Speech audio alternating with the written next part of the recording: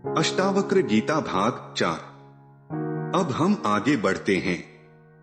यह वह अध्याय है जहां जनक प्रश्न करते हैं, यदि सब एक है तो प्रेम क्यों है, करुणा क्यों उठती है। और अष्टावक्र उत्तर देते हैं गहरी ध्यानमय भाषा में, जिसमें मनोविज्ञान और आध्यात्मिकता का अद्भुत संगम है। भाग 4 प्रेम, करुणा और मौन की भाषा। जनक धीमे स्वर में विचारपूर्ण, भगवन, यदि सब कुछ एक है, यदि मैं और सब जगत केवल चेतना के प्रतिबिंब हैं, तो प्रेम क्या है, करुणा क्यों उठती है, क्यों मुझे किसी के दुख में पीड़ा महसूस होती है और किसी की खुशी में आनंद। अष्टावक्र धीरे स्थिर ध्यानमय स्वर में, जनक, तू जो अनुभव करता है वह स्वयं चेतना का विस्तार है। प्रेम केवल एक भावना नहीं, करुणा केवल एक प्रतिक्रिया नहीं, वे चेतना की भाषा हैं, जो देख रही है, जो महसूस कर रही है, जो सब में स्वयं को देख रही है। जनक हल्का आश्चर्य व्यक्त करते हुए, तो क्या मैं और अन्य कोई अलग नहीं है? यदि भेद नहीं तो और सुख कैसे हैं? अष्टावक्र, भेद केवल मन की कल्पना है। मन कहता है तू अलग है, वह अलग है, पर चेतना जानती है सब एक ही है। जब तू किसी के को देखता है और पीड़ा महसूस करता है, तो वह केवल आत्मा की याद है, याद कि सब एक हैं और कोई अलग नहीं है। प्रेम तब उठता है जब तू देखता है कि किसी का तेरा नहीं, पर वही चेतना है जो तेरा अनुभव करती है। जनक धीमे स्वर में उत्सुक, भगवन, तो करुणा में भी अहंकार नहीं होना चाहिए, क्योंकि मैं चाहूं कि कोई दुखी न हो, तो क्या वह अहंकार नहीं?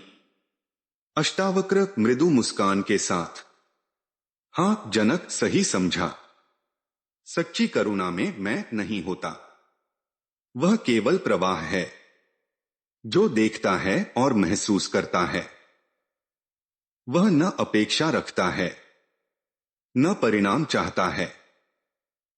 जब तू किसी के में भाग लेता है और उस भाग लेने में स्वयं को भूल जाता है, वह करुणा है।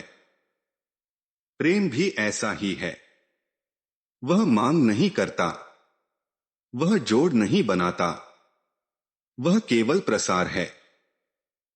जनक, तो प्रेम और करुणा साधना है? अष्टावक्र, नहीं जनक, वे साधना नहीं हैं, वे प्रकृति की भाषा हैं। तू केवल समझ जाए तो वे स्वतः उठते हैं, क्योंकि जब तू देखता है कि सब एक है, तो प्रेम और करुणा अपने आप प्रकट होते हैं। जनक गहरी सोच में, यदि मैं सब में स्वयं को देखता हूं, तो क्या मैं किसी से अलग अनुभव करता हूं?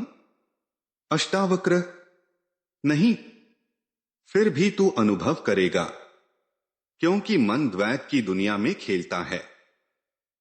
मन कहता है यह मेरा प्रिय है, वह मेरा शत्रु है, पर चेतना जानती है प्रेम और करुणा का उठना केवल देखने की सहजता है।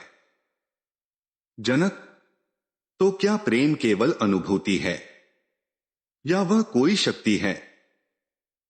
अष्टावक्र, यह शक्ति नहीं, यह चेतना का प्रकाश है।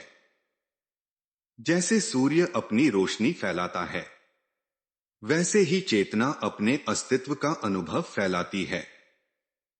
प्रेम वह प्रकाश है जो सब में समान रूप से चमकता है।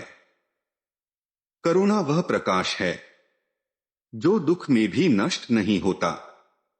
जनक धीमे स्वर में, तो क्या हम कह सकते हैं कि प्रेम और करुणा असली स्वभाव हैं, न कि सीखने या अभ्यास करने योग्य गुण? अष्टावक्र, बिल्कुल जनक, वे गुण नहीं, वे चेतना का प्राकृतिक प्रवाह हैं। तू उन्हें सीखने का प्रयास कर सकता है, पर जब तू प्रयास छोड़ देता है तो वे स्वतः उठते हैं। जैसे नदी मार्ग खोजती नहीं, पर अपने आप बहती है। अष्टावक्र धीरे स्वर में, लगभग फुसफुसाहट। जनक, मौन भी इसी भाषा का हिस्सा है। जहां शब्द समाप्त होते हैं, जहां भाव उभरता है, वहीं मौन बोलता है। मौन वह है जहां प्रेम और करुणा अपने आप मौजूद हैं, जहां कोई अपेक्षा नहीं, कोई फल नहीं, कोई अहंकार नहीं। जनक धीमे स्वर में, शांति के साथ, भगवन, अब मैं समझता हूं। प्रेम, करुणा, मौन, ये सब चेतना का स्वरूप हैं। वे मेरे भीतर नहीं, बाहर नहीं, वे तो सब में हैं। अष्टावक्र स्थिर और मधुर स्वर में, सही कहा जनक। और जब तू यह समझ लेता है, तब तू न केवल देखता है, तू स्वयं प्रकाश बन जाता है। तब कोई प्रेम नहीं, कोई करुणा नहीं, सिर्फ चेतना का प्रवाह है। और यही प्रवाह सच्चा जीवन है। भाग 4 का सार। प्रेम और करुणा अहंकार का फल नहीं, न वे साधना की वस्तुएं हैं, वे चेतना के सहज प्रवाह हैं। जब मैं और तू का भेद मिट जाता है, तब प्रेम और करुणा केवल अनुभव नहीं, बल्कि स्वयं चेतना का स्वरूप बन जाते हैं।